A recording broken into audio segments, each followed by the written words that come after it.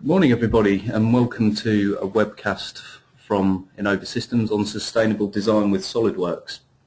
Sustainable design is quite a hot topic at the moment, and SolidWorks have done a fair amount of work to enable us just to sort of design more sustainable products, if you like. We'll switch through to SolidWorks and we'll take a look at a particular assembly and then talk a little bit about how SolidWorks can help us with the sustainable nature of our products. So on the screen at the moment I've got a humidifier assembly. This is just a standard sort of consumer product. A lot of it's made out of plastics, that type of thing. On the Evaluate toolbar at the top of SolidWorks we've got a number of express tools, and this is where sustainability is activated from. So we'll go ahead and we'll turn that on. I'll just let that load up. It will open up in this right hand pane, the task pane on the right hand side. So there's a little insight into what sustainable design is and how SolidWorks sustainability actually looks at the sustainable nature of products. So it will deal with the likes of raw material extraction through material processing, the manufacture, assembly, the use of the product and the end of life, so the disposal. So it is a full sort of life cycle assessment, as they're called. So as I said, it will open up in this right hand pane here, and the first thing that we can see is some information about the assembly process. Because we're sort of taking a look at an assembly, we can specify where the product is assembled. So you can see it's set to Asia at the moment. We can also say how long the product is built to last for, and also specify the energy required for the assembly process. If we take a look a little bit further down, you can see we can again specify the use, so where the product is going to be used, and then also, more importantly, is the transportation from the manufactured region to the use region as well. So we can see we're going by boat for a number of kilometres there. You can even drill down a little bit further and say that once it gets to America, it's transported by car or train by a set distance, and this will adjust the carbon, energy, air and water used in that process. There's a little bit more about the sort of end of life of the product here in terms of recycling, how much is incinerated and how much goes into landfill as well, which we can adjust. Okay, towards the bottom here we get a sort of dashboard view of what the carbon impact is, energy used, air eutrophication and water eutrophication as well. So we can see all those values. You can actually drill down into these in a little bit more detail as well. Now the most important thing we need to do to try and log the changes we're going to make in terms of material choice is for us to set a baseline. So just down the bottom here in this tool we can set a baseline, and then any changes we make will be logged against that baseline. Another nice nice thing about sustainability is its integration into SolidWorks. So we can use tools like assembly visualization, which is quite a nice way for you to analyze which parts contribute most to, say for example, the mass of the assembly. But because of sustainability's integration, we can actually come through and select the carbon. So the carbon footprint, for example, if we're looking to reduce the carbon footprint, we can actually analyze that in our assembly visualization tool. So you can toggle the colours on and off here just so you can get see red being bad, green being good. And let's take, for example, we've got this heater holder component here. So if we select the heater holder component, we can see all the breakdown of the sustainability information for that component through material class, recycled content, where it's manufactured, how much energy is used. These are all settings that we can adjust and fill in values if you know them, or use the sort of default values if you like. One thing that I'm going to do is just see what impact a change in manufacturing to a more local area has on that particular component. If there is any change in the carbon, it will update over here on the left hand side in the visualization tool.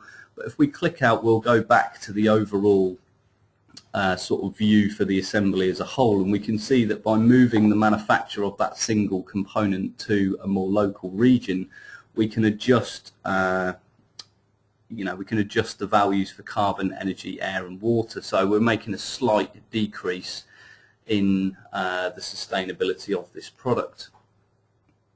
If we take a look in a little bit more detail for the higher contributing components to the carbon footprint, say the top cover, for example, we can see it's manufactured from a plastic, a PEI at the moment, and where it's manufactured, again, all the information about how much energy is used and that kind of thing.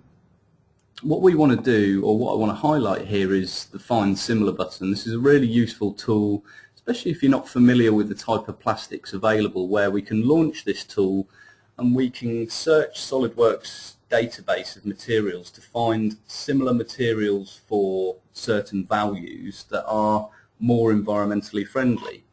So for example here, we don't want to affect the weight too much, so we're going to look for a plastic that has density that is less than the current value, and also a thermal conductivity that is less as well. We're dealing with a product here that isn't structural, but it is subjected to temperature, so we're going to need a thermal conductivity of less. So if we click Find Similar here, the software will actually query the database and look at the values that we've set and then return a stripped down list of possible materials. We can further filter this list as well by selecting materials here. So maybe we select some of the polypropylenes, maybe another one, and we can filter this list. Then we can take a look at each material individually and see in our dashboard down the bottom here whether they are better or worse for the environment. So if we just scroll through some of these here, we can see that the polypropylene sort of fare quite well. Specifically, this homopolymer here looks to be a better bet. So what we can do is we can accept that material and set it here, and you'll see the sort of carbon footprint of that component is now reduced from what it was to 0.74, which is great. So we've made some inroads into this already. We've actually got another plastic component here, the underbase component, which we can highlight. We could run the same process, so using the Find Similar tool we could run the same process, but I can see the material here is the same as the previous component. So what I can do here is actually just select from the drop-down list that homopolymer that I selected before. And again, you'll see here that the carbon impact of that component has now been substantially reduced. So once we've made these changes, it's quite important for us to communicate that kind of thing. So if we just go back to our main sort of assembly view, you can see the values have been updated overall for the product as a whole, quite considerably in some areas there. And what we want to do is maybe communicate this report throughout the business, or show somebody the decisions we've made and why. So just down the bottom here we've got a report feature, so we can click on this, and what the software is going to do is going to sort of collate that information into a Word document for us so that we can submit that around the business. So we'll just let that populate. It's just going to take some screenshots and copy that information across for us. So if I open Word, you can see, we'll just zoom in a little bit here. You'll see you can actually customize this with your own company logo, address and some information. It's more of a generic report, but what it will actually do is it will collate the information that we've got. So it'll tell us the name of the assembly and the weight. This is of the revised version first, so we can see the weight there is 522 grams. We'll take a look at the comparison versus the original in a moment. So it shows the manufacturing region and the use region, a little bit more about the assembly process, energy used, transportation, things like that, the recycling. And if we look a little bit further down, we get a breakdown of the environmental impact in the 4 major areas and the amount of CO2 produced through those processes. We also get a breakdown of the top 10 components contributing most to the 4 areas of impact. So we can see the 2 components that we've adjusted are still top of the list, but certainly a lot less than what they were before.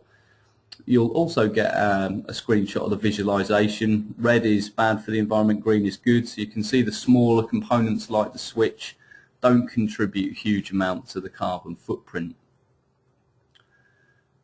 As I say, it will compare it against the baseline, so you can see our weight originally was 610 grams. We've reduced that to 522, so quite a good reduction in the weight of the component. And another thing that we'll also get, which is quite nice, is an environmental comparison. So we can see here directly with some nice bar graphs our changes to the carbon footprint energy produced versus the baseline that we set originally. So we can see here that green being better shows that we have reduced the carbon or the environmental impact of our product just by making some slightly different material choices. And then we get the symbol towards the bottom showing us what sustainable design is. Okay, so one of the other things that's worth pointing out is any changes that you make to the components can easily be published to the report by clicking the Update Report button down the bottom as well. And that's just saved in the folder where the assembly is saved, so if you do want to email that around to people, that's where you would find it. Another benefit that we have is the integration of sustainability with other areas of SolidWorks. For example, simulation. We've got a tank here which we'll open up and take a look at. We're going to look at this individually. And again, as I said to you at the start, the most important thing really to track these changes is to set a baseline straight away. So I'm just going to do that as a little baseline button down here. So we can set that baseline, and then any changes we make can easily be seen in terms of their adjustment to the environmental impact. So the water tank here, this is the sort of header tank for the humidifier. It actually holds a volume of water, and because it sort of might sit next to a desk, we really want to analyse what impact the volume of water is going to have on the design, and also maybe simulate somebody placing some books on top, and we can do that quite easily with simulation. So if we open up the simulation tab here and take a look at the study that's already set up, see we've got a material in here, we've got some fixtures and our loads, we've got our pressure inside the tank there, and we've also got a force simulating a book or a couple of books sitting on top there. So what I'm going to do is I'm just going to run that study. It should go through reasonably quickly, and we'll just take a look at it. Ideally, we're looking for a factor of safety of around 2 in our design. So there's a factor of safety plot here, and we'll just take a look at that, and we can see that the factor of safety currently is 2.4. So what we want to do is try and maintain the strength the design has, but reduce the impact that the material has on the environment.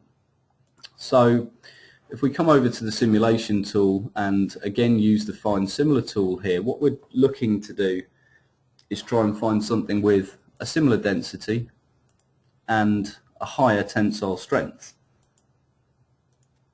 So we'll find similar, and again we get a sort of stripped down list here which we can take a look at. So you'll see the polypropylenes come up again here, so we'll just turn those on and maybe take some of the other ones as well and just filter that list.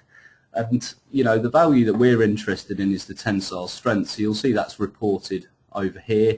So you can see the homopolymer's got quite a high tensile strength, but if we select that we can see that it's actually worse for the environment. So if we take a look at this copolymer here, you'll see that is marginally better for the environment, but still has a higher tensile strength than the material we originally chose. So if we accept that material and set it, so the material has come across now into the component. What we need to do now is validate whether the component is still strong enough, still carries the same factor of safety after we've changed it. So if we come back to our simulation, we'll just update that material.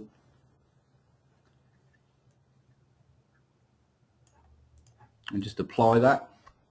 And what we'll do is we'll rerun the study. So, you know, simulation is a great tool for this type of thing. It's always very quick to sort of change change materials, rerun it over, etc. So if we take a look at the factor of safety now, we'll see that the factor of safety, because we've used a stronger material, is actually increased to 5.1. So, you know, we could actually afford to make some other changes to our design, you know, to adjust the amount of material used and lower that strength back down to a more reasonable factor of safety of 2. So if I come back to the model here and just take a look at the features, we've got a shell feature here which controls the wall thickness of the material used. I can double click on that value, he says, hopefully, and we'll just edit it this way instead. So we can change the value over to 1.5 mil. We'll just let that rebuild. So we've altered the wall thickness, thus lowering the weight and the amount of plastic used. So again, it's making it more environmentally friendly. What we really need to do now is validate that the factor of safety is still sort of around that 2 value that we were looking for. So we'll just rerun the study again and we'll take a look at that factor of safety.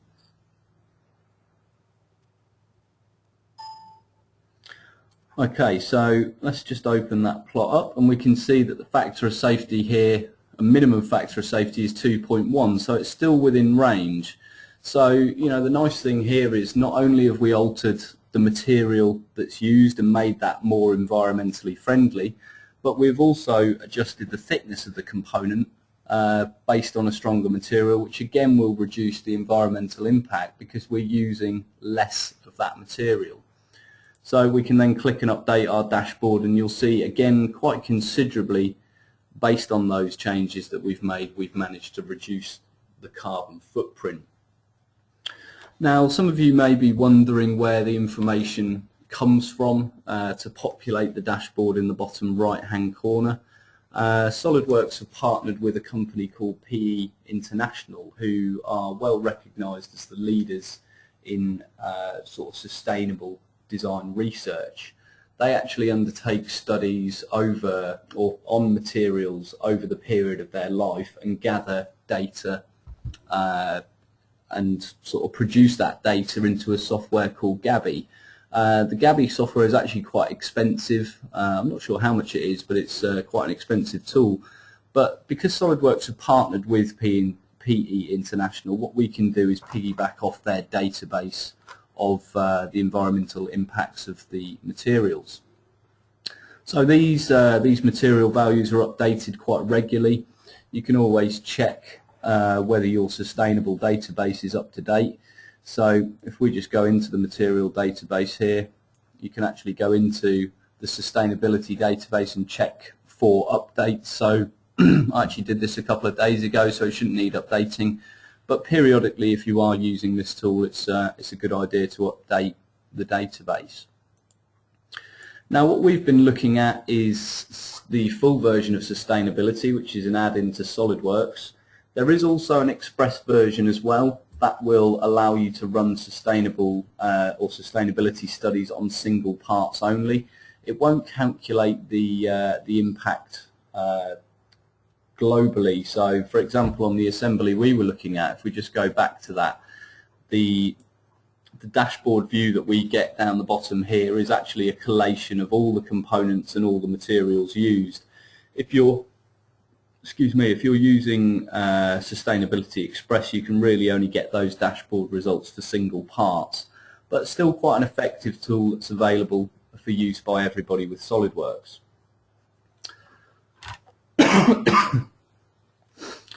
Okay, it's quite a quick webinar, this one. There's not a huge amount of things to show you. What I would say though, and what I would encourage people to do, is take a look at sustainability, see what you think of it. It is a very useful tool and can help us make sort of conscious decisions for material selection.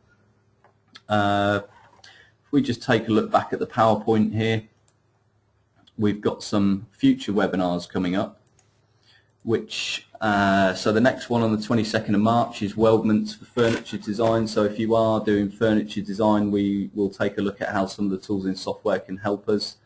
On 29th of March we've got some information on templates, and then the 5th of April we've got some customization of the toolbox. Back to sustainability though, if you do have any questions on sustainability, you can always call us at Innova. We'll be happy to help you there. One of the other things that I wanted to show you as well is that SolidWorks have actually got a specific section of their website dedicated to sustainability. So if you do want to know more about sustainability, how it works, all the sort of functions that are involved in that, I would advise that you read the Sustainable Design Guide. It's quite a good source of information on that kind of thing. There's also some information on the SolidWorks sustainability products there as well, and the community section, so if you do want to find out who's using it and how they're using it, you can always get involved there as well. Okay, well thank you very much for watching, and we'll catch you again at the next webinar.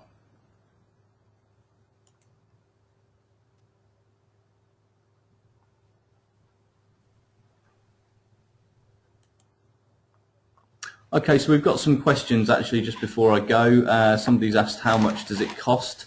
So as I said to you before, the Express version is available in all versions of SolidWorks. The full version is actually, I think it's £2,500 if I remember, for the additional extra. We've also got another question here on what if my material is not in the database. Quite a good question that. So as I said to you, PE International use or conduct these studies on materials.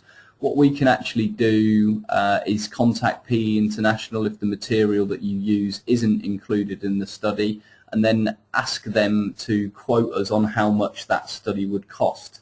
Typically these are quite expensive things to run. I'm not sure, on general cost of those, but we can actually contact PE International and get them to do a study on those materials. Alternatively, what you can do is you can actually link the material to another one and sort of piggyback off that sustainable information. So if you're using similar plastics, we could assume that they have a similar sort of impact on the environment. Okay, if there's no other questions, hopefully we'll see you again. Thank you for watching.